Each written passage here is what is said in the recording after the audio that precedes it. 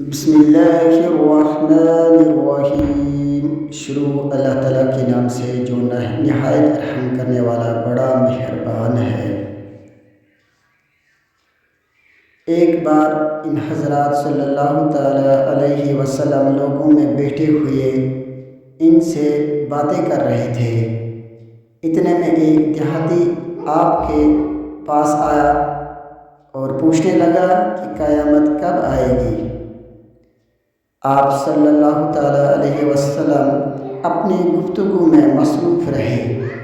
بعض لوگ جو مجلس میں تھے کہنے لگے، آپ صلی اللہ تعالیٰ علیہ وسلم نے دیہاتی کی بات سنی لیکن پسند نہیں کی، اور بعض کہنے لگے کہ نہیں، بلکہ آپ صلی اللہ تعالیٰ علیہ وسلم نے اس کی بات سنی ہی نہیں۔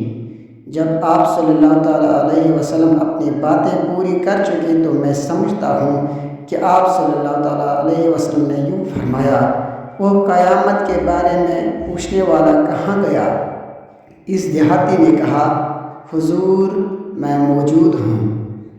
آپ صلی اللہ تعالیٰ علیہ وسلم نے فرمایا کہ جب امانت ایمانداری دنیا سے اٹھ جائے تو قیامت قائم ہونے کا انتظار کر۔ اس نے کہا، ایمانداری اٹھنے کا کیا مطلب ہے؟